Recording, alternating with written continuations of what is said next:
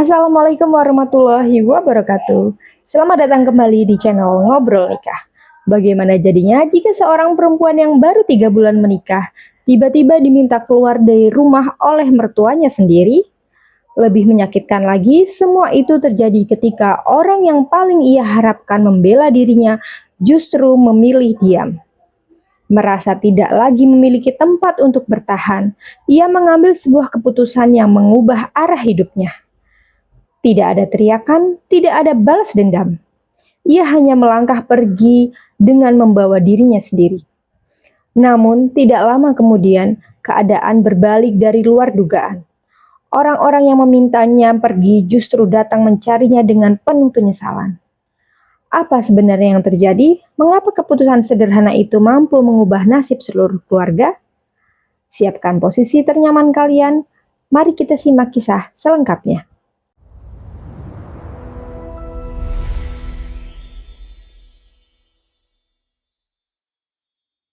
Namaku Rani.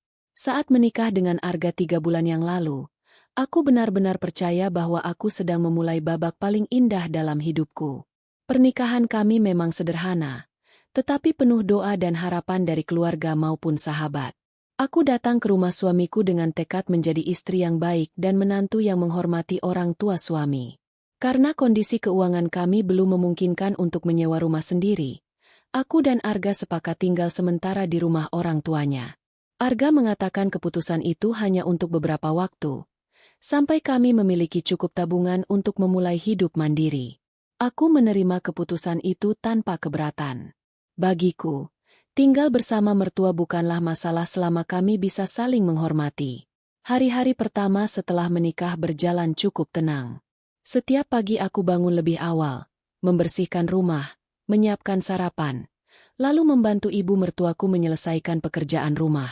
Aku berusaha mempelajari kebiasaan keluarga mereka agar tidak melakukan hal-hal yang membuat mereka merasa tidak nyaman. Ibu mertuaku, Bu Ratna, memang bukan perempuan yang banyak tersenyum. Beliau berbicara seperlunya dan selalu tampak serius. Meski begitu, aku terus berpikir bahwa beliau hanya membutuhkan waktu untuk mengenalku lebih dekat. Ayah mertuaku, Pak Hendra, jauh lebih pendiam. Beliau sering berangkat pagi dan pulang menjelang malam. Kami jarang berbincang lebih dari beberapa menit.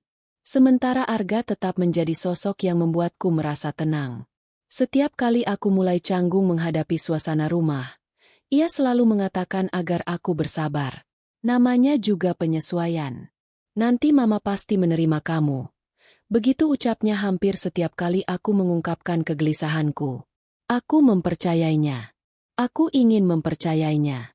Namun memasuki bulan kedua, suasana rumah mulai berubah. Bu Ratna semakin sering mengoreksi apapun yang kulakukan.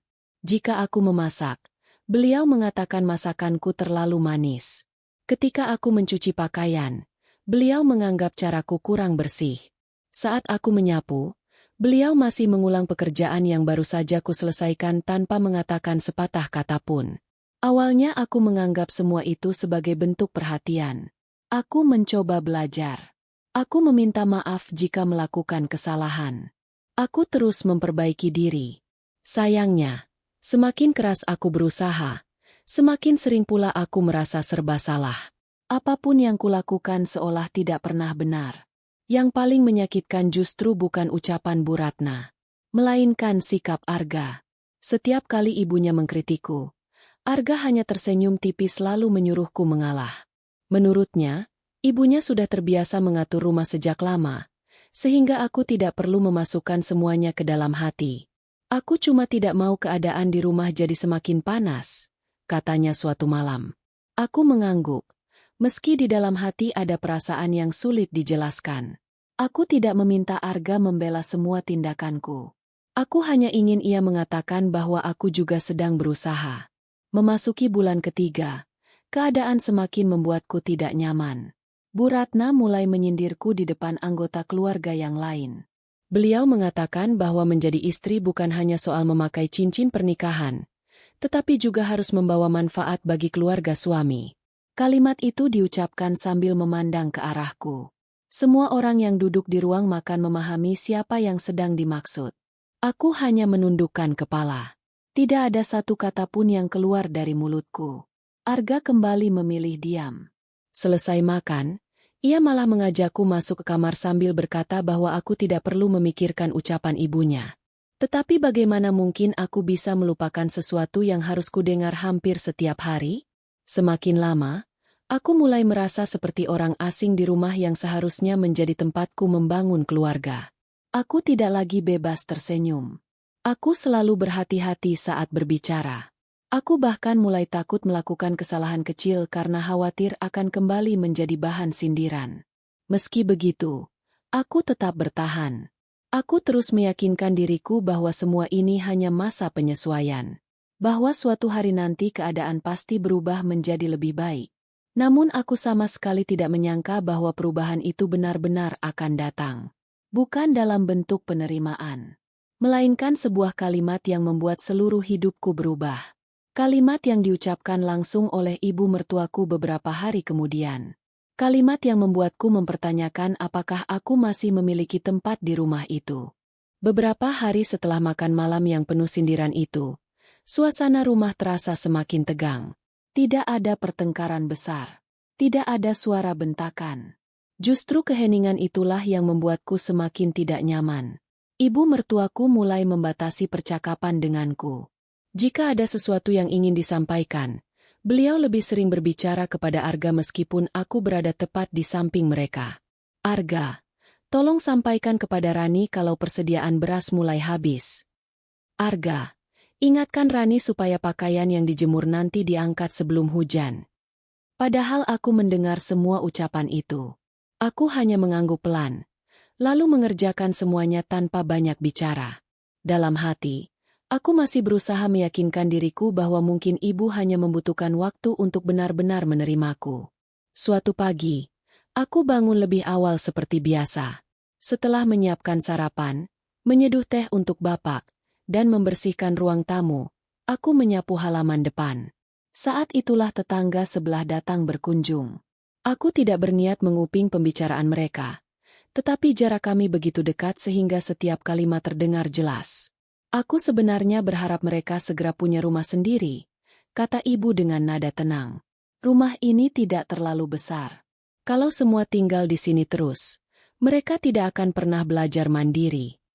Tetangganya tampak sedikit heran, tapi mereka baru 3 bulan menikah.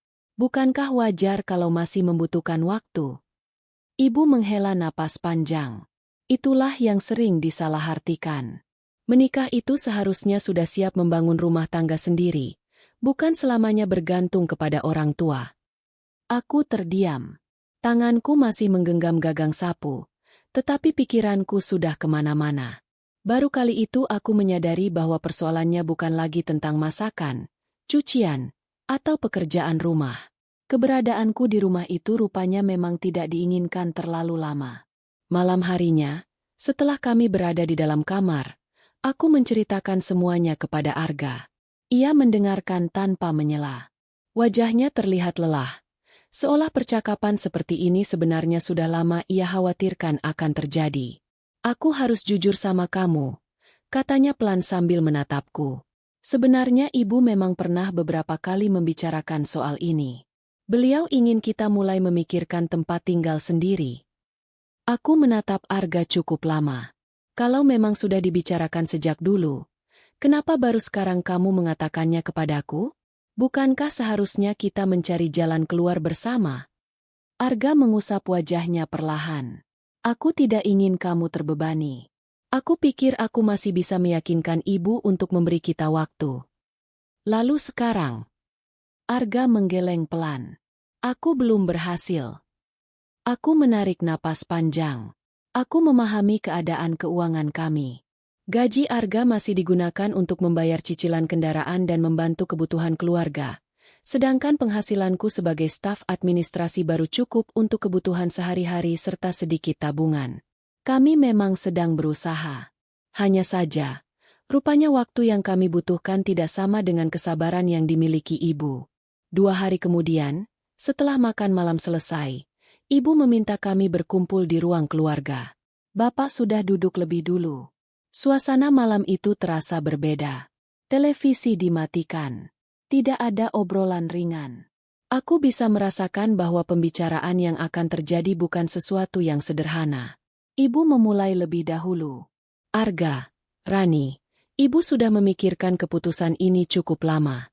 Ibu tidak ingin menyampaikannya dalam keadaan emosi. Karena itu ibu memilih menunggu sampai benar-benar yakin. Arga hanya mengangguk pelan. Aku duduk dengan jantung berdebar. Kalian sudah 3 bulan menikah. Menurut ibu, sekarang adalah waktu yang tepat untuk mulai hidup mandiri. Kalian perlu belajar menghadapi kehidupan rumah tangga tanpa terus bergantung pada rumah ini. Aku mencoba menjawab dengan tenang. Ibu, kami memang sedang menabung. Kami juga sudah mulai mencari kontrakan yang sesuai kemampuan kami. Kalau ibu berkenan memberi sedikit waktu lagi, kami pasti akan berusaha secepat mungkin. Ibu memandangku beberapa saat. Tatapan beliau tidak penuh kemarahan, tetapi juga tidak berubah. Justru karena ibu ingin kalian benar-benar mandiri, keputusan ini harus diambil sekarang. Ibu memberi waktu sampai akhir minggu. Setelah itu, ibu berharap kalian sudah tinggal di tempat sendiri. Kalimat itu membuat dadaku terasa sesak. Aku memandang Arga dengan harapan ia akan menyampaikan sesuatu. Apa saja? Meminta tambahan waktu.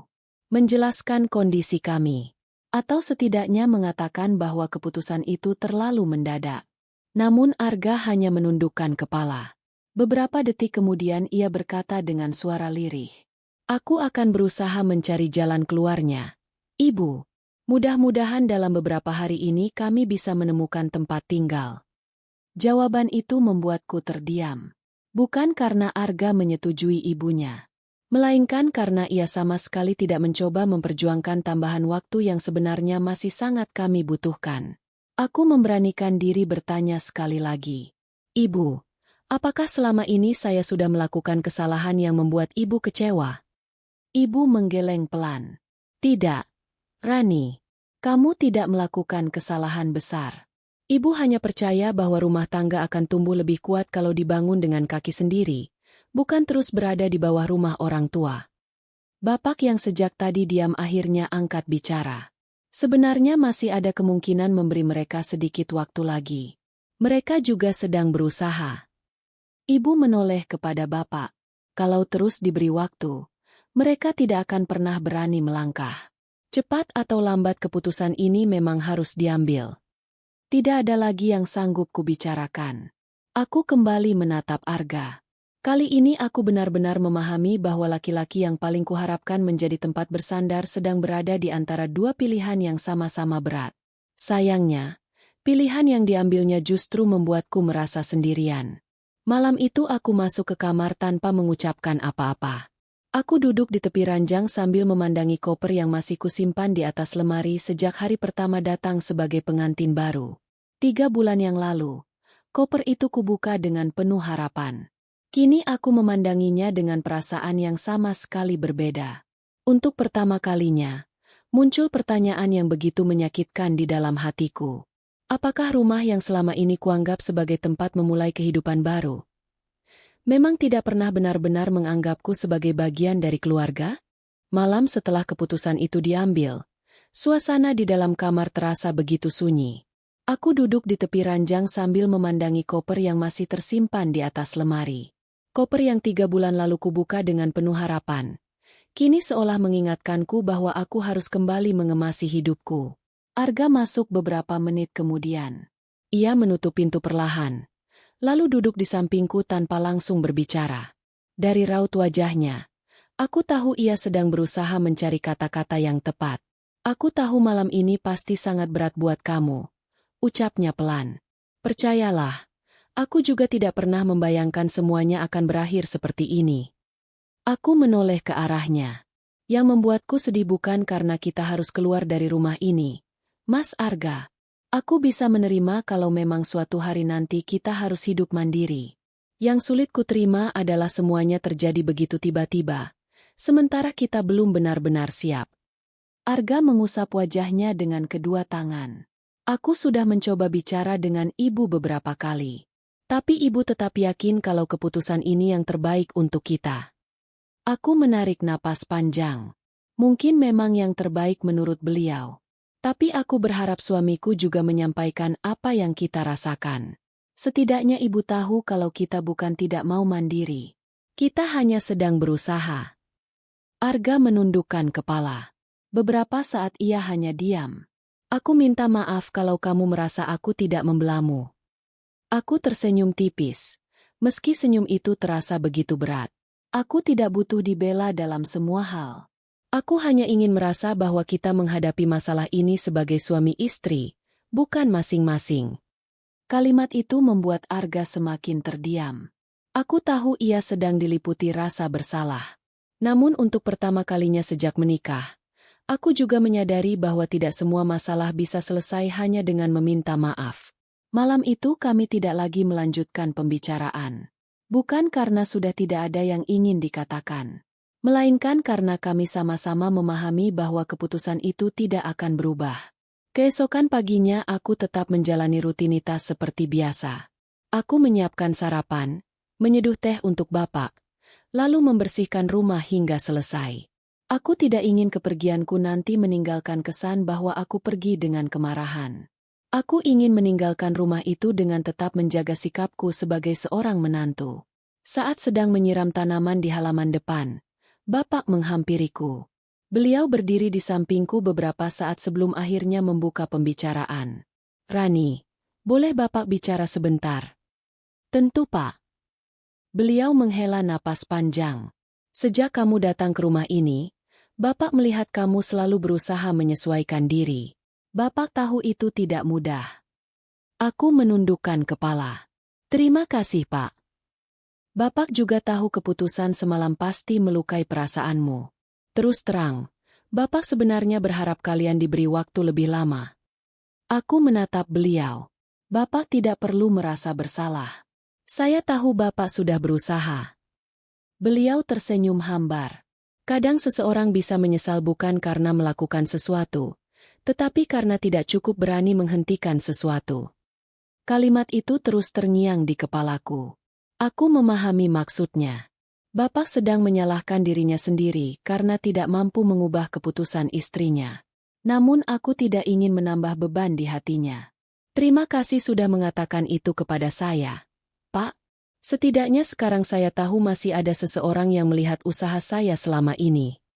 Wajah Bapak tampak sedikit lega. Sebelum kembali masuk rumah, beliau berkata pelan, "Kemanapun nanti kamu tinggal, jagalah dirimu baik-baik. Jangan pernah berubah menjadi orang yang menyimpan kebencian." Aku mengangguk. Nasihat sederhana itu justru membuat dadaku terasa hangat. Menjelang siang, aku mulai mengemasi pakaian. Aku melipat satu demi satu baju yang kubawa saat pertama kali menikah. Di dasar lemari, aku menemukan album foto pernikahan kami. Tanpa sadar aku membukanya. Di setiap lembar foto terlihat wajahku dan Arga yang dipenuhi kebahagiaan. Kami tersenyum begitu lepas. Saat itu kami benar-benar percaya bahwa setelah akad selesai, kehidupan akan menjadi lebih mudah. Aku mengusap perlahan foto-foto itu. Air mataku sempat mengalir. Namun kali ini aku tidak membiarkannya berlama-lama. Aku menutup album itu, lalu menyimpannya kembali ke dalam koper. Aku ingin membawa kenangan baik itu bersamaku. Bukan untuk terus disesali, melainkan sebagai pengingat bahwa setiap rumah tangga memang akan diuji dengan caranya sendiri. Menjelang sore, Arga masuk ke kamar. Ia melihat koper yang hampir penuh. "Kamu sudah benar-benar siap?" Aku mengangguk pelan. "Besok pagi aku akan pergi."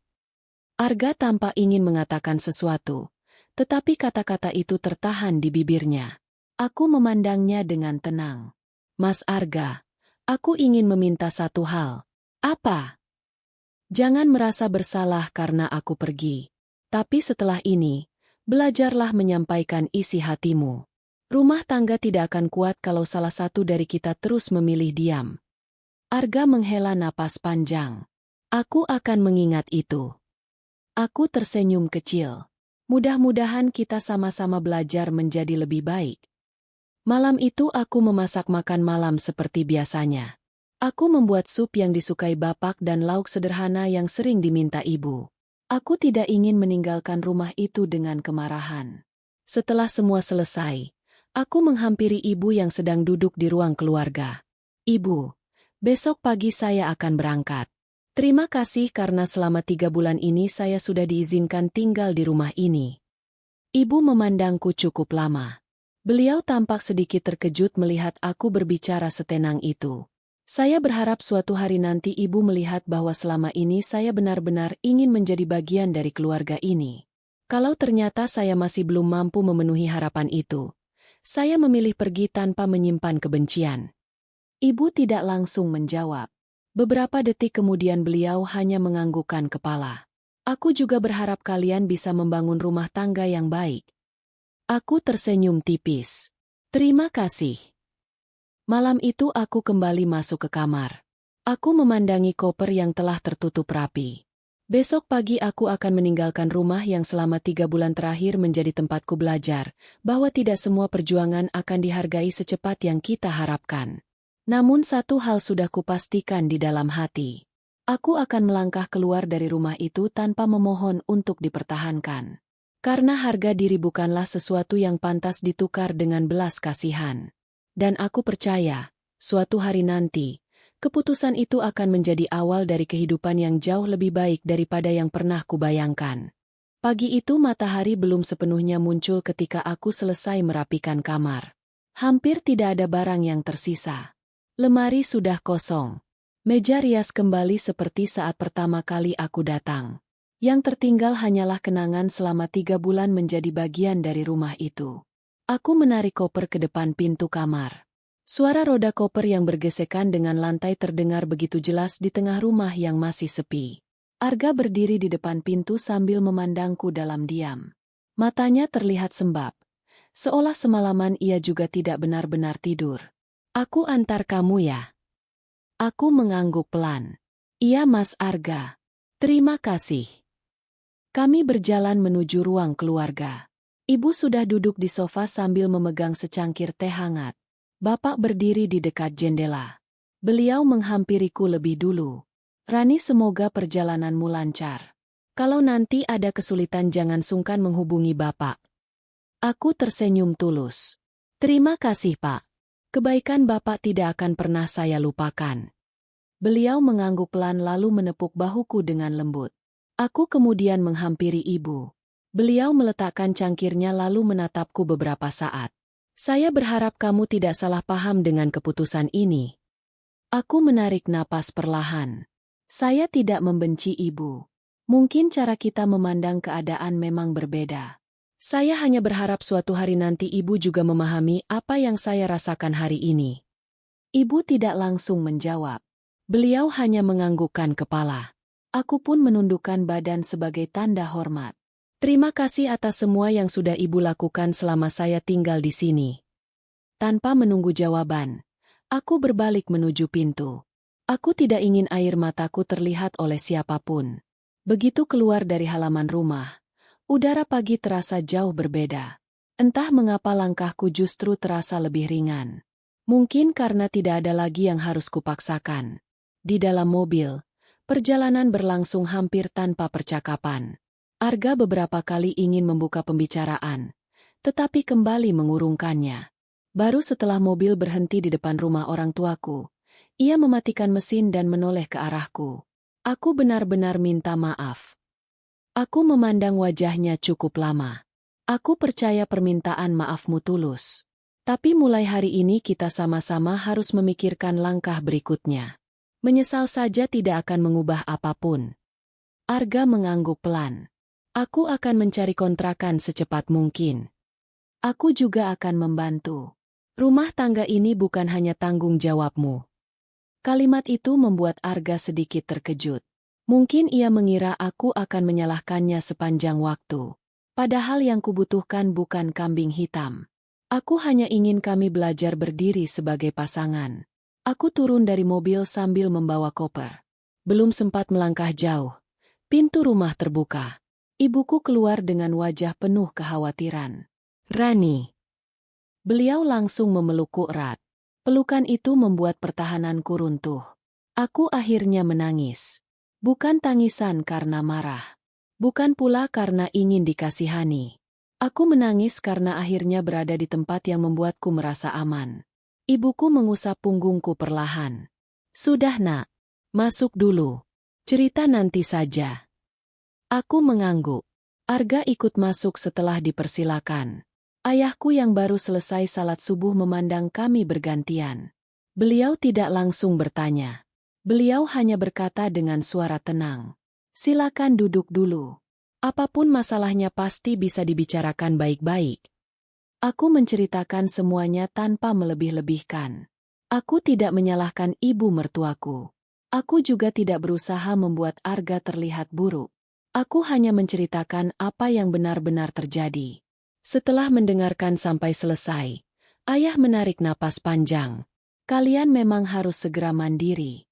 Tentang itu ayah sependapat. Tapi setiap keputusan juga membutuhkan waktu yang tepat. Memulai hidup baru bukan seperti membalikan telapak tangan. Arga menundukkan kepala.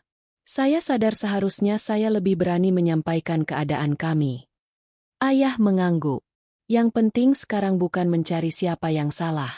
Yang penting bagaimana kalian memperbaiki keadaan. Ucapan itu membuat suasana menjadi lebih tenang. Siang harinya aku membantu ibu menyiapkan makan. Saat sedang memotong sayuran, telepon genggamku berbunyi. Ternyata pesan dari atasanku. Rani, minggu depan kantor membuka seleksi koordinator administrasi. Kalau kamu berminat, silakan mendaftar. Saya melihat kinerjamu selama ini cukup baik. Aku membaca pesan itu berulang kali. Kesempatan itu tidak pernah terpikirkan sebelumnya. Selama ini aku hanya fokus bekerja sebaik mungkin tanpa berharap apa-apa. Ibu yang melihatku tersenyum sendiri akhirnya bertanya, "Ada kabar baik?" Aku menyerahkan telepon kepadanya. Beliau membacanya lalu ikut tersenyum. "Kalau memang ini kesempatanmu, jangan ragu mencobanya." Aku memandang layar telepon sekali lagi. Entah mengapa, untuk pertama kalinya sejak keluar dari rumah mertua, aku merasa pintu baru mulai terbuka. Aku belum tahu apakah akan lolos. Aku juga belum tahu bagaimana masa depan rumah tanggaku. Namun aku sadar satu hal. Mungkin kepergianku dari rumah itu bukan akhir dari segalanya. Bisa jadi justru itulah langkah pertama yang sedang dipersiapkan Tuhan untuk mengubah jalan hidupku. Sudah hampir 2 minggu sejak aku meninggalkan rumah mertua. Selama itu aku tinggal sementara di rumah orang tuaku sambil tetap berangkat bekerja seperti biasa. Setiap pagi aku berusaha menjalani hari seolah tidak terjadi apa-apa. Aku bangun lebih awal, membantu ibu menyiapkan sarapan, lalu berangkat ke kantor dengan senyum yang kupaksakan. Banyak rekan kerja yang menyadari aku terlihat lebih pendiam daripada biasanya. Namun aku memilih menyimpan semua persoalan rumah tanggaku rapat-rapat. Bagiku, kantor adalah tempat bekerja, bukan tempat mencari belas kasihan. Beberapa hari kemudian, atasanku memanggilku ke ruangannya. Beliau mempersilahkanku duduk sebelum membuka pembicaraan. "Rani, saya membaca kembali laporan pekerjaanmu selama setahun terakhir. Hasilnya cukup baik. Kamu termasuk karyawan yang jarang melakukan kesalahan dan selalu menyelesaikan pekerjaan tepat waktu." Aku sedikit terkejut mendengarnya. Selama ini aku merasa hanya menjalankan tanggung jawab seperti biasa. Tidak ada yang istimewa, Pak. Saya hanya berusaha bekerja sebaik mungkin. Beliau tersenyum. Justru orang yang berpikir seperti itulah biasanya berkembang lebih cepat. Beliau kemudian menjelaskan bahwa perusahaan sedang membuka seleksi untuk posisi koordinator administrasi. Posisi itu memang memiliki tanggung jawab yang lebih besar. Jam kerja bisa bertambah. Tekanannya juga lebih tinggi. Namun penghasilannya tentu lebih baik. Saya tidak bisa menjanjikan kamu akan lolos. Semua tetap melalui proses seleksi. Tapi saya ingin kamu mencoba. Aku mengangguk mantap. Terima kasih, Pak. Saya akan mempersiapkan diri sebaik mungkin. Keluar dari ruangan itu, langkahku terasa lebih ringan. Bukan karena aku yakin akan berhasil, melainkan karena akhirnya aku memiliki tujuan baru yang ingin kuperjuangkan. Malam harinya, setelah makan bersama orang tuaku, aku menceritakan kabar tersebut. Ibu tampak ikut bahagia. Kesempatan seperti ini tidak datang setiap hari. Kalau memang kamu diberi kesempatan, lakukan yang terbaik. Ayah menganggukkan kepala. Jangan terlalu memikirkan hasilnya. Fokus saja pada usaha yang bisa kamu lakukan. Rezeki tidak pernah salah alamat. Aku tersenyum. Nasihat sederhana itu membuat hatiku jauh lebih tenang. Di sisi lain, Arga mulai merasakan suasana rumah yang berbeda. Suatu pagi ia bangun lebih awal karena harus berangkat bekerja. Biasanya sarapan sudah tersedia di meja makan. Kini dapur masih kosong. Ibu memang tetap memasak, tetapi karena harus mengerjakan semuanya sendiri, waktunya menjadi lebih lama. Arga segera membantu menyiapkan piring tanpa diminta. Melihat itu, ibu hanya memperhatikannya dalam diam. Setelah beberapa hari berlalu, rumah yang biasanya selalu rapi mulai terlihat berbeda. Bukan karena berantakan, melainkan karena pekerjaan rumah kini harus dibagi antara ibu dan bapak. Beberapa kali bapak terlihat menyapu halaman. Sesekali beliau juga mencuci kendaraan sendiri. Hal-hal kecil yang dulu sering dikerjakan Rani kini mulai terasa ketika tidak ada lagi yang melakukannya. Suatu sore, saat sedang menyiram tanaman, bapak berbicara kepada istrinya. Rumah terasa lebih sepi ya? Ibu tetap menyiram bunga tanpa menoleh. Mungkin kita hanya belum terbiasa. Bapak mengangguk pelan. Mungkin. Percakapan itu berhenti sampai di sana. Namun sejak hari itu, ibu mulai beberapa kali memandang ke arah kamar yang dulu ditempati Arga dan Rani. Pintunya masih tertutup. Isinya masih sama seperti saat Rani pergi. Entah mengapa, setiap melewati kamar itu, beliau selalu berhenti beberapa detik sebelum melanjutkan langkahnya. Sementara itu aku menghabiskan hampir setiap malam untuk belajar. Aku membaca kembali materi administrasi, memperbaiki kemampuanku menggunakan aplikasi kantor, dan berlatih menghadapi wawancara. Kadang rasa lelah membuatku ingin menyerah. Namun setiap kali mengingat alasan aku harus bangkit, semangat itu kembali muncul. Aku tidak sedang berusaha membuktikan apapun kepada keluarga suamiku. Aku hanya ingin membuktikan kepada diriku sendiri bahwa hidupku tidak berhenti hanya karena pernah ditolak. Suatu malam, setelah selesai belajar, telepon genggamku berdering. Nama Arga muncul di layar. Aku mengangkat panggilan itu. Assalamualaikum. Waalaikumsalam. Suara Arga terdengar pelan. Aku tidak mengganggukan.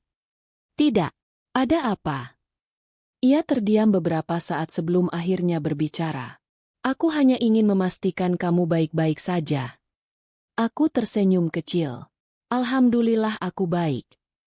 Aku dengar kamu sedang ikut seleksi di kantor. Iya. Masih proses. Semoga berhasil. Terima kasih. Beberapa detik kami sama-sama diam. Kemudian Arga kembali berkata, Rani, aku sadar ada banyak hal yang seharusnya kulakukan waktu itu. Aku tidak bisa mengubah masa lalu. Tapi aku ingin memperbaiki masa depan kita kalau kamu masih memberi kesempatan. Aku memejamkan mata sejenak. Mas Arga, saat ini aku ingin fokus menyelesaikan satu langkah demi satu langkah. Tentang rumah tangga kita. Nanti kita bicarakan setelah keadaan lebih tenang. Arga tidak memaksaku menjawab. Ia hanya berkata pelan. Aku akan menunggu. Setelah panggilan berakhir, aku meletakkan telepon di atas meja. Aku memandang buku-buku yang masih terbuka di depanku. Perjalanan ini ternyata baru saja dimulai. Aku belum tahu akan berakhir seperti apa. Namun untuk pertama kalinya setelah sekian lama, aku tidak lagi merasa berjalan sendirian. Karena sekarang aku mulai percaya bahwa setiap langkah kecil yang kuambil hari ini sedang membawaku menuju kehidupan yang lebih baik daripada kemarin. Waktu terus berjalan. Hampir 1 bulan telah berlalu sejak aku meninggalkan rumah mertua. Sedikit demi sedikit hidupku mulai memiliki irama baru. Setiap pagi aku berangkat bekerja dengan semangat yang berbeda. Setiap malam aku meluangkan waktu untuk belajar menghadapi proses seleksi koordinator administrasi. Rasa lelah tentu masih ada. Namun kini aku memiliki tujuan yang membuat semua usaha itu terasa lebih berarti. Suatu pagi, Bagian sumber daya manusia mengirimkan pemberitahuan kepada seluruh peserta seleksi. Tahap administrasi telah selesai. Namaku termasuk di antara karyawan yang berhak mengikuti tahap wawancara. Aku membaca pengumuman itu berkali-kali. Bukan karena tidak percaya. Aku hanya ingin memastikan bahwa aku tidak salah melihat. Aku langsung menghubungi ayah. Assalamualaikum ayah. Waalaikumsalam. Ada kabar baik ya? Aku tersenyum. Alhamdulillah ayah. Aku lolos ke tahap wawancara. Suara ayah terdengar penuh syukur. Bagus. Sekarang jangan cepat puas. Persiapkan dirimu sebaik mungkin. Kesempatan itu datang karena kerja kerasmu sendiri. Iya ayah. Mohon doanya. Setelah menutup telepon, aku menarik napas panjang. Aku tahu perjalanan ini belum selesai. Masih ada tahap yang harus kulewati. Namun setidaknya aku sudah membuktikan kepada diriku sendiri bahwa aku mampu melangkah. Sore harinya, sepulang bekerja, aku menyempatkan diri membeli beberapa buku bekas tentang kepemimpinan dan komunikasi. Aku ingin mempersiapkan diri lebih matang. Saat sedang memilih buku, teleponku kembali berdering. Kali ini Arga yang menelepon. Aku dengar kamu lolos tahap pertama. Iya, alhamdulillah. Selamat ya. Terima kasih Mas Arga. Arga terdengar sedikit lega. Aku ikut senang mendengarnya. Aku bisa merasakan ketulusan dalam suaranya. Untuk beberapa saat kami berbincang ringan tentang pekerjaan masing-masing. Tidak ada lagi pembahasan mengenai pertengkaran atau rumah mertua. Entah mengapa, percakapan yang sederhana itu terasa jauh lebih nyaman dibandingkan beberapa minggu sebelumnya. Sementara itu, di rumah Arga, keadaan perlahan berubah. Suatu pagi bapak sedang menyapu halaman ketika tiba-tiba beliau memegangi pinggangnya. Rasa nyeri yang selama ini sering muncul kembali terasa lebih kuat. Melihat suaminya meringis, ibu segera menghampiri. Pinggangmu kambuh lagi. Bapak tersenyum kecil. Sepertinya terlalu lama membungkuk. Ibu segera mengambil kursi agar beliau bisa duduk. Selama beberapa menit tidak ada yang berbicara. Kemudian bapak berkata pelan. Dulu Rani sering mengambil alih pekerjaan seperti ini. Ibu hanya diam. Tatapannya mengarah ke halaman yang baru separuh selesai disapu. Beberapa detik kemudian beliau melanjutkan pekerjaan itu sendiri. Hari-hari berikutnya berjalan hampir sama. Ibu mulai menyadari ada banyak hal kecil yang dulu tidak pernah dipikirkannya. Setiap kali pulang dari pasar, tidak ada lagi yang segera membantu membawa belanjaan. Saat memasak, tidak ada lagi yang diam-diam menyiapkan bumbu lebih dahulu. Kalau hujan turun tiba-tiba, tidak ada lagi yang berlari mengangkat jemuran sebelum pakaian basah. Semua itu sebenarnya pekerjaan sederhana. Namun ketika dilakukan seseorang dengan tulus setiap hari, kehadirannya baru terasa setelah ia tidak lagi ada. Suatu malam, ibu membuka lemari dapur. Di sudut rak masih tersusun rapi beberapa toples bumbu. Beliau teringat bagaimana Rani dulu selalu menempelkan label kecil agar semua isi dapur mudah ditemukan. Saat itu ibu sempat menganggap kebiasaan itu berlebihan.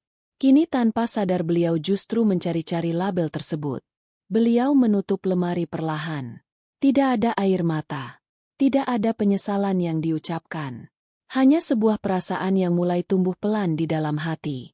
Mungkin selama ini beliau terlalu sibuk melihat kekurangan sehingga lupa menghargai hal-hal baik yang dilakukan menantunya. Di sisi lain, Arga mulai lebih sering pulang ke rumah orang tuaku. Bukan untuk mengajakku kembali, melainkan membantu mengantar kebutuhan sehari-hari atau sekadar memastikan aku tidak kekurangan apapun. Hubungan kami memang belum sepenuhnya pulih. Namun kami mulai belajar berbicara tanpa saling menyalahkan. Suatu sore setelah kami selesai minum teh bersama ayah dan ibu, Arga mengajakku berbicara di teras. Aku sudah mulai mencari beberapa kontrakan. Aku menatapnya. Bagaimana hasilnya? Ada beberapa yang sesuai kemampuan kita. Minggu depan aku ingin melihat langsung. Aku mengangguk. Itu kabar baik. Arga tersenyum tipis. Aku ingin kalau nanti kita memulai lagi, semuanya benar-benar berasal dari usaha kita sendiri.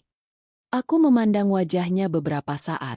Untuk pertama kalinya sejak kami menikah, aku melihat keyakinan yang dulu belum pernah muncul.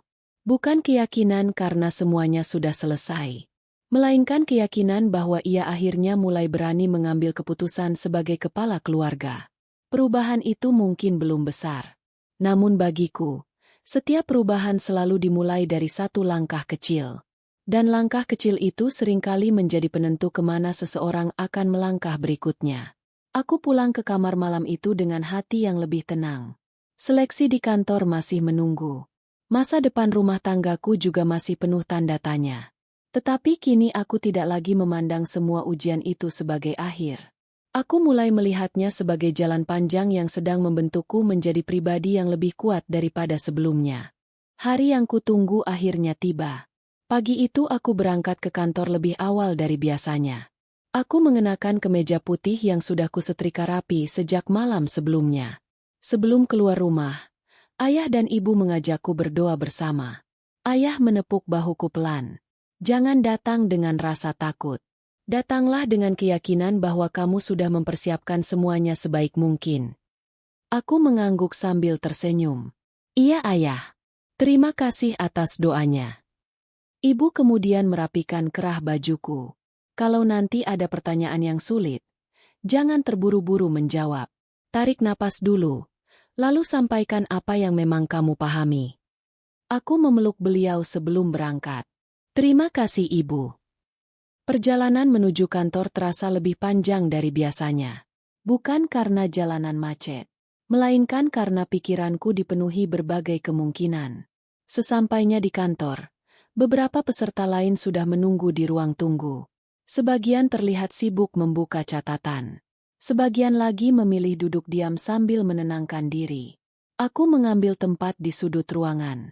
Aku memejamkan mata sejenak. Aku tidak lagi memikirkan bagaimana jika gagal. Aku hanya ingin memberikan yang terbaik.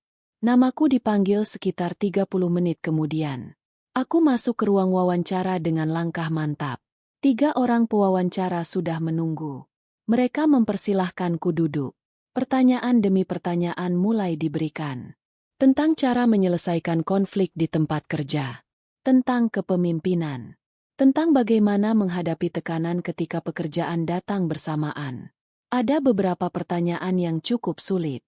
Namun aku memilih menjawab dengan jujur berdasarkan pengalaman selama bekerja. Aku tidak berusaha terdengar hebat. Aku hanya menceritakan bagaimana selama ini aku belajar bertanggung jawab atas setiap pekerjaan yang diberikan. Salah seorang pewawancara tersenyum setelah mendengar jawabanku. Kalau suatu hari nanti bawahanmu melakukan kesalahan, apa yang akan kamu lakukan? Aku berpikir beberapa detik sebelum menjawab. Saya akan mencari tahu penyebabnya lebih dulu. Menurut saya, seseorang tidak selalu membutuhkan hukuman. Kadang mereka hanya membutuhkan kesempatan untuk memperbaiki kesalahannya. Ruangan mendadak hening beberapa saat. Kemudian salah seorang pewawancara menganggukkan kepala. Wawasan yang menarik. Aku mengucapkan terima kasih sebelum wawancara berakhir. Saat keluar dari ruangan, aku mengembuskan napas panjang. Aku tidak tahu bagaimana hasilnya. Namun setidaknya aku keluar tanpa membawa penyesalan. Di sisi lain, Arga juga sedang menjalani hari yang tidak kalah penting. Sepulang bekerja, ia mengajakku melihat sebuah rumah kontrakan yang letaknya tidak terlalu jauh dari kantorku. Rumah itu sederhana. Hanya memiliki 2 kamar tidur, ruang tamu kecil, dapur, dan halaman sempit di depan. Cat dindingnya memang sudah mulai pudar. Namun rumah itu terasa hangat. Arga memandangku sambil tersenyum. Aku tahu rumah ini jauh dari sempurna. Tapi kalau kamu bersedia, aku ingin kita memulai dari sini. Aku berjalan mengelilingi setiap sudut rumah. Lalu aku berhenti di depan jendela ruang tamu. Rumah ini memang sederhana. Arga terlihat sedikit gugup. Aku menoleh kepadanya sambil tersenyum. Tapi aku lebih memilih rumah kecil yang dibangun dari keputusan kita sendiri daripada rumah besar yang membuat salah satu dari kita kehilangan ketenangan. Wajah Arga perlahan berubah lega. Berarti kamu setuju? Aku mengangguk. Iya, kita mulai dari sini. Untuk pertama kalinya setelah sekian lama, Kami sama-sama tersenyum tanpa ada beban yang menggantung di antara kami. Sementara itu, di rumah orang tua Arga, suasana sore terasa lebih sepi daripada biasanya. Ibu sedang melipat pakaian di ruang keluarga. Bapak duduk di sampingnya sambil membaca koran. Setelah beberapa saat, Bapak menutup koran itu perlahan. Rumah ini masih terasa kosong ya? Ibu tidak langsung menjawab. Beliau tetap melipat pakaian sambil menundukkan kepala. Beberapa menit berlalu dalam keheningan. Akhirnya beliau menghentikan pekerjaannya. Aku sering memikirkan Rani. Bapak menoleh pelan. Kenapa baru sekarang kamu mengatakannya? Ibu menarik napas panjang. Setelah dia pergi, baru aku sadar ada banyak hal yang selama ini kulihat sebagai kewajiban. Padahal semua itu dia lakukan dengan ketulusan. Bapak tidak memotong ucapan istrinya. Beliau membiarkan ibu melanjutkan isi hatinya. Aku memang ingin Arga dan Rani mandiri. Sampai sekarang pun aku masih percaya mereka harus punya rumah sendiri. Tapi mungkin caraku menyampaikan keinginan itu terlalu keras. Bapak menganggukkan kepala. Keinginanmu tidak salah. Ibu memandang suaminya. Lalu apa yang salah? Bapak tersenyum tipis. Waktunya. Kalimat itu membuat ibu terdiam cukup lama. Beliau memandang ke arah kamar yang dulu ditempati Arga dan Rani. Pintunya masih tertutup. Tidak ada lagi suara langkah kaki di pagi hari. Tidak ada lagi sapaan lembut ketika sarapan. Untuk pertama kalinya sejak Rani pergi, ibu merasakan sesuatu yang selama ini tidak pernah ingin beliau akui. Beliau tidak kehilangan seorang pembantu. Beliau kehilangan seorang menantu yang dengan tulus berusaha menjadi anak bagi keluarganya. Sore itu tidak ada air mata. Tidak ada permintaan maaf. Hanya keheningan yang perlahan berubah menjadi penyesalan. Dan seringkali, penyesalan yang datang paling lambat adalah penyesalan yang paling sulit diperbaiki. 2 minggu setelah wawancara, aku kembali menjalani rutinitas seperti biasa. Aku tidak lagi menghitung hari. Setelah memberikan semua yang bisa kulakukan, aku memilih menyerahkan hasilnya kepada Tuhan. Pagi itu suasana kantor terlihat lebih sibuk daripada biasanya. Beberapa rekan kerja tampak berkumpul di depan papan pengumuman. Aku tidak terlalu memikirkan apa yang sedang mereka lihat. Aku langsung menuju mejaku dan mulai menyalakan komputer. Belum lama bekerja, telepon dari bagian sumber daya manusia masuk ke ruanganku. Rani bisa datang sebentar ke ruang rapat. Iya Bu. Saya segera ke sana. Aku menutup berkas yang sedang kukerjakan lalu berjalan menuju ruang rapat. Di dalam ruangan sudah ada atasanku bersama 2 orang dari bagian sumber daya manusia. Mereka mempersilahkanku duduk. Jantungku mulai berdegup lebih cepat. Atasanku tersenyum sebelum membuka map yang berada di depannya. Terima kasih karena sudah mengikuti seluruh proses seleksi dengan baik. Tim penilai sudah menyelesaikan seluruh tahap evaluasi. Aku mencoba tetap tenang. Tentu apapun hasilnya saya menerimanya dengan lapang. Beliau tersenyum lebih lebar. Itu sikap yang bagus. Beliau kemudian menyerahkan sebuah surat kepadaku. Selamat. Mulai bulan depan kamu dipercaya menjadi koordinator administrasi. Aku terpaku beberapa detik. Mataku kembali membaca surat itu untuk memastikan aku tidak salah memahami isi kalimatnya. Benar. Namaku tertulis sebagai karyawan yang dinyatakan lolos. Tanpa sadar mataku mulai berkaca-kaca. Terima kasih atas kepercayaannya. Saya akan berusaha menjalankan amanah ini sebaik mungkin. Atasanku menganggukkan kepala. Kami memilihmu bukan hanya karena kemampuanmu. Kami juga melihat caramu bekerja sama dengan tim dan menghadapi tekanan. Pertahankan sikap itu. Aku mengucapkan terima kasih sekali lagi sebelum keluar dari ruangan. Sesampainya di koridor, aku segera menghubungi ayah. Assalamualaikum ayah. Waalaikumsalam. Bagaimana hasilnya? Aku tersenyum lebar. Alhamdulillah ayah. Aku diterima. Suara ayah terdengar penuh rasa syukur. Alhamdulillah. Ayah bangga kepadamu. Tak lama kemudian aku juga menghubungi ibu. Beliau sampai beberapa kali mengucapkan syukur sebelum akhirnya berkata, Semua usaha yang kamu lakukan akhirnya membuahkan hasil. Jangan lupa tetap rendah hati. Iya, Ibu. Sore harinya, Arga datang menjemputku. Begitu aku masuk ke mobil, ia langsung tersenyum. Aku sudah dengar kabar baiknya. Aku memandangnya heran. Dari mana? Ayah yang meneleponku. Aku tertawa kecil. Berita baik memang cepat menyebar. Arga mengeluarkan sebuah map dari dashboard mobil. Aku juga membawa kabar.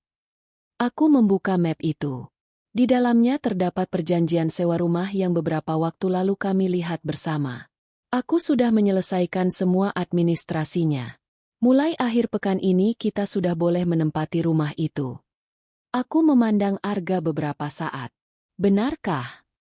Arga mengangguk sambil tersenyum. Ini memang bukan rumah mewah. Tapi untuk pertama kalinya, kita punya tempat yang benar-benar menjadi awal perjalanan kita. Dadaku terasa hangat. Selama beberapa bulan terakhir kami banyak melewati ujian. Kini perlahan-lahan kami mulai melihat harapan. Akhir pekan pun tiba. Aku dan Arga memindahkan barang-barang kami ke rumah kontrakan. Tidak banyak perabot yang kami miliki. Sebagian besar hanya barang-barang sederhana. Sebuah meja makan kecil. Lemari bekas yang masih layak digunakan. Kasur sederhana. Dan beberapa peralatan dapur. Saat semua barang selesai ditata, kami duduk di ruang tamu yang masih kosong. Arga memandang sekeliling rumah sambil tersenyum. Mungkin orang lain melihat rumah ini biasa saja. Aku ikut memandang ruangan itu. Bagiku, tembok yang masih kusam itu justru terlihat indah. Rumah ini memang sederhana. Aku menoleh kepada Arga. Tapi setiap sudutnya dibangun dari hasil kerja keras kita. Itu yang membuatnya terasa istimewa. Arga menggenggam tanganku. Terima kasih karena masih mau berjalan bersamaku. Aku membalas senyumnya. Kita sama-sama belajar. Yang penting mulai hari ini, setiap keputusan kita bicarakan bersama. Arga mengangguk mantap. Aku berjanji. Sementara itu, di rumah orang tua Arga, suasana sore terasa jauh berbeda. Ibu sedang merapikan ruang keluarga ketika tanpa sengaja menemukan sebuah buku resep yang dulu sering digunakan Rani. Di sela-sela halaman buku itu terselip secarik kertas kecil. Tulisan tangan Rani masih terlihat jelas. Sup ayam kesukaan Bapak. Kurangi garam kalau tekanan darah sedang naik. Ibu memandangi tulisan itu cukup lama. Tangannya perlahan bergetar. Beliau teringat bagaimana selama ini Rani selalu memperhatikan hal-hal kecil yang bahkan tidak pernah diminta. Beliau duduk di kursi sambil terus memegang kertas itu. Bapak yang baru masuk ke ruang keluarga melihat istrinya terdiam. Ada apa? Ibu menyerahkan kertas kecil itu. Bapak membacanya lalu tersenyum tipis. Dia memang anak yang perhatian. Ibu menundukkan kepala. Aku baru menyadari semuanya setelah dia pergi. Bapak duduk di samping istrinya. Tidak ada kata terlambat untuk memperbaiki hubungan. Ibu menarik napas panjang. Aku ingin bertemu dengan Rani. Bapak menoleh pelan. Kalau memang itu yang ada di hatimu, temuilah. Tapi jangan datang hanya karena merasa bersalah. Ibu mengangguk perlahan. Aku ingin datang karena ingin memperbaiki apa yang pernah kusakiti. Malam itu, di rumah kontrakan kecil kami, aku dan Arga menggelar 2 sajadah di ruang tamu. Setelah salat berjemaah, kami berdoa cukup lama. Rumah itu masih kosong. Belum ada hiasan. Belum ada lemari yang penuh. Namun untuk pertama kalinya sejak menikah, aku merasakan ketenangan yang selama ini kucari. Aku memandang Arga yang sedang merapikan sajadah. Lalu aku tersenyum dalam hati. Ternyata kebahagiaan bukan ditentukan oleh seberapa besar rumah yang kami tempati, melainkan oleh seberapa besar kami saling menguatkan ketika membangunnya bersama. Sudah hampir 1 bulan kami menempati rumah kontrakan itu. Hari-hariku terasa jauh lebih teratur. Pagi hari aku berangkat bekerja bersama Arga. Sore hari kami pulang hampir bersamaan. Kalau masih ada waktu, kami memasak bersama di dapur yang tidak terlalu luas.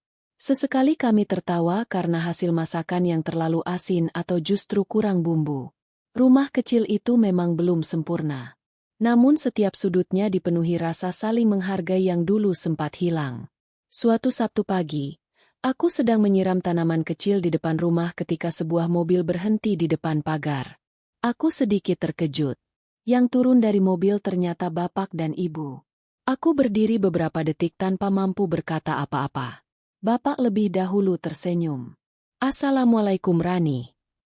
"Waalaikumsalam Pak. Silakan masuk." Aku membuka pagar sambil berusaha mengendalikan perasaanku. Ibu berjalan pelan di belakang bapak. Beliau beberapa kali memandang rumah kecil kami. Tatapannya berhenti pada teras sederhana yang dipenuhi pot tanaman. Kemudian beliau melihat jemuran pakaian di samping rumah. Tidak ada kemewahan. Tidak ada perabot mahal. Semuanya terlihat sangat sederhana. Namun rumah itu tampak hidup. Aku mempersilakan mereka duduk di ruang tamu. Arga yang sedang memperbaiki rak dapur segera keluar ketika mendengar suara tamu. Ia tampak terkejut. "Ibu, Bapak." Bapak tersenyum. "Kami hanya ingin berkunjung." Arga segera menyiapkan minuman. Sementara itu ibu terus memperhatikan setiap sudut rumah. Beliau melihat meja makan kecil yang kami gunakan setiap hari. Beliau melihat rak buku sederhana di pojok ruangan. Beliau juga melihat beberapa pot tanaman yang baru mulai tumbuh. Semua itu mungkin tampak biasa bagi orang lain. Namun bagi seorang ibu yang pernah meminta anak dan menantunya keluar dari rumah, pemandangan itu memiliki arti yang berbeda. Beliau akhirnya tersenyum tipis. Rumah ini terasa hangat. Aku ikut tersenyum. "Alhamdulillah Ibu. Kami memang belum punya banyak barang. Tapi kami bersyukur bisa memulainya bersama." Kalimat itu membuat ibu menundukkan kepala beberapa saat. Beliau memegang cangkir teh yang baru saja kuletakkan di meja. Tangannya terlihat sedikit gemetar. Beberapa menit berlalu dalam keheningan. Akhirnya ibu mengangkat wajahnya dan menatapku. "Rani, ada sesuatu yang ingin ibu sampaikan." Aku duduk dengan tenang. Saya mendengarkan ibu. Beliau menarik napas panjang. "Sejak kamu pergi, ibu sering memikirkan banyak hal. Awalnya ibu yakin keputusan yang ibu ambil sudah benar. Ibu hanya ingin kalian belajar mandiri." Beliau berhenti sejenak. Tapi setiap hari ibu justru semakin sadar bahwa cara ibu menyampaikan keinginan itu telah melukai hatimu. Aku tidak menyela. Aku membiarkan beliau menyampaikan semua isi hatinya. "Ibu melihat sendiri bagaimana kamu selalu berusaha membantu keluarga kami. Baru setelah kamu tidak ada, ibu menyadari begitu banyak perhatian kecil yang dulu tidak pernah ibu hargai." Suasana ruang tamu mendadak menjadi sangat hening. Bapak hanya memandang kami tanpa berkata apa-apa. Beliau seolah ingin memberikan ruang bagi istrinya menyelesaikan semua yang selama ini dipendam. Ibu kembali berbicara. "Hari ini ibu datang bukan untuk meminta kalian kembali tinggal di rumah. Ibu juga tidak ingin mengganggu kehidupan baru yang sedang kalian bangun." Beliau menatapku dengan mata yang mulai berkaca-kaca. "Ibu datang karena ingin meminta maaf." Kalimat itu diucapkan dengan suara yang bergetar. "Apa yang ibu lakukan telah membuatmu terluka. Kalau waktu bisa diputar kembali, mungkin ibu akan memilih cara yang berbeda." Aku memandang wajah beliau cukup lama. Aku bisa melihat penyesalan yang begitu tulus. Bukan penyesalan karena rumah menjadi sepi. Bukan pula karena pekerjaan rumah bertambah. Melainkan penyesalan karena telah menyakiti seseorang yang sebenarnya hanya ingin diterima sebagai keluarga. Aku menggeser dudukku sedikit lebih dekat. "Luka itu memang pernah ada ibu." Beliau menundukkan kepala. "Aku tahu. Tapi selama saya menjalani hidup di rumah ini, saya juga belajar satu hal." Ibu kembali mengangkat wajahnya. "Saya menyadari bahwa setiap orang bisa melakukan kesalahan. Termasuk saya. Termasuk ibu. Yang paling penting bukan siapa yang paling benar, tetapi siapa yang mau memperbaiki kesalahan itu." Air mata akhirnya mengalir di pipi ibu. Beliau tidak lagi berusaha menyembunyikannya. "Terima kasih karena masih mau mendengarkan ibu." Aku tersenyum hangat. Saya sudah memaafkan ibu bahkan sebelum ibu datang ke sini. Ruangan kembali hening. Namun kali ini keheningan itu tidak lagi terasa menyakitkan. Arga yang sejak tadi berdiri di dekat pintu perlahan menghampiri kami. Tanpa banyak bicara, ia menggenggam tangan ibunya dengan tangan kiri dan menggenggam tanganku dengan tangan kanan. Tidak ada kata-kata yang keluar. Namun sentuhan sederhana itu sudah cukup menggambarkan bahwa hubungan yang sempat retak perlahan mulai pulih. Sebelum pulang, Bapak berdiri di depan pintu sambil memandang rumah kecil kami. Beliau tersenyum bangga. Kalian sudah membangun rumah tangga yang sesungguhnya. Aku dan Arga saling berpandangan. Rumah kami memang belum besar. Tabungan kami juga belum banyak. Namun hari itu aku benar-benar merasa kaya. Karena akhirnya kami memiliki sesuatu yang tidak bisa dibeli dengan uang. Ketulusan untuk saling memaafkan. Dan keberanian untuk memulai kembali sebagai sebuah keluarga. Beberapa bulan berlalu sejak hari ketika ibu dan bapak datang ke rumah kontrakan kami. Waktu perlahan menyembuhkan luka yang dulu sempat terasa begitu dalam. Aku tetap menjalani pekerjaanku sebagai koordinator administrasi. Tanggung jawabku memang bertambah. Ada hari-hari ketika pekerjaan menumpuk dan membuatku pulang lebih malam. Namun setiap kali membuka pintu rumah, selalu ada seseorang yang menyambutku dengan senyum. Arga. Ia tidak lagi menunggu semua pekerjaan rumah dilakukan olehku. Kalau aku pulang lebih dulu, aku yang memasak. Kalau Arga yang tiba lebih cepat, ia sudah lebih dulu menanak nasi atau menyiapkan makan malam. Kami mulai memahami bahwa rumah tangga bukan tentang siapa yang paling banyak bekerja. Rumah tangga adalah tentang saling meringankan langkah satu sama lain. Suatu sore, ketika kami sedang menikmati teh di teras rumah, Arga memandangku sambil tersenyum. Aku sering mengingat hari ketika kamu pergi dari rumah orang tuaku. Aku ikut tersenyum kecil. Aku juga masih mengingatnya. Arga menghela napas pelan. Dulu aku mengira menjadi suami itu cukup dengan bekerja dan memenuhi kebutuhan keluarga. Ternyata aku salah. Aku menoleh kepadanya. Lalu sekarang menurutmu menjadi suami itu seperti apa? Arga terdiam beberapa saat sebelum menjawab. Menjadi suami berarti berani berdiri di samping istri ketika keadaan sedang sulit. Bukan hanya ketika semuanya berjalan baik. Aku menggenggam tangannya. Kita sama-sama belajar. Arga mengangguk. Iya. Dan aku bersyukur kamu masih mau belajar bersamaku. Percakapan itu sederhana. Namun bagiku, kalimat-kalimat itu jauh lebih berharga daripada 1000 janji yang pernah kami ucapkan dahulu. Beberapa minggu kemudian, ibu dan bapak kembali datang berkunjung. Kali ini suasananya benar-benar berbeda. Tidak ada lagi rasa canggung. Begitu masuk rumah, ibu langsung tersenyum melihat beberapa pot bunga baru di teras. Tanamannya bertambah banyak. Aku ikut tersenyum. Iya ibu. Sedikit demi sedikit kami merapikan rumah. Ibu mengangguk sambil memperhatikan setiap sudut ruangan. Beliau kemudian masuk ke dapur. Ada yang bisa ibu bantu?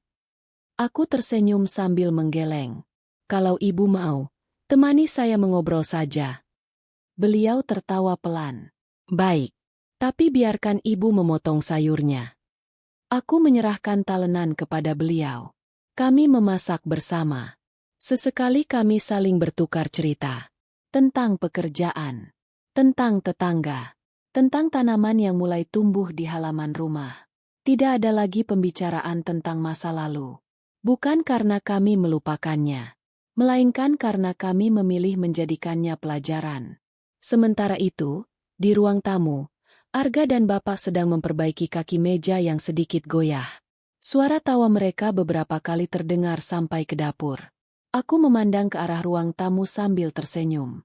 Pemandangan sederhana itu membuat hatiku terasa damai. Ibu yang melihatku ikut tersenyum. Terima kasih karena sudah memaafkan ibu.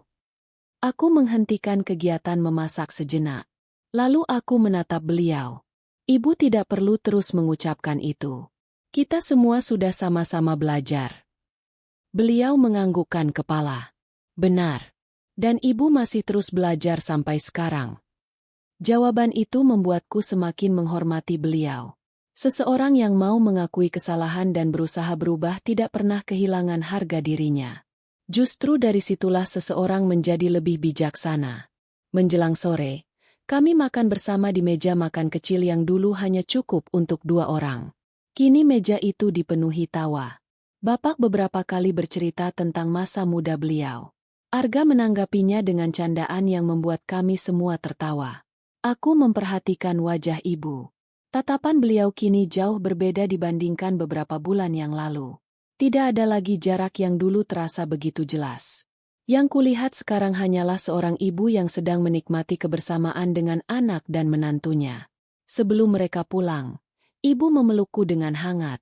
Jaga kesehatannya. Aku membalas pelukan itu. Iya ibu. Ibu juga. Mobil mereka perlahan meninggalkan halaman rumah. Aku dan Arga berdiri di depan pagar sampai kendaraan itu menghilang di ujung jalan. Angin sore berembus pelan. Aku memandang rumah kecil kami. Cat dindingnya masih sederhana. Halamannya juga belum terlalu luas. Namun rumah itu telah menjadi saksi bahwa kebahagiaan tidak selalu lahir dari kemewahan. Kadang kebahagiaan tumbuh dari keberanian untuk memperbaiki kesalahan. Dari kesediaan untuk saling mendengarkan. Dan dari hati yang mau memaafkan tanpa terus mengungkit luka yang pernah ada. Aku tersenyum sambil menggenggam tangan Arga. Kalau mengingat kembali perjalanan kami, aku sadar satu hal.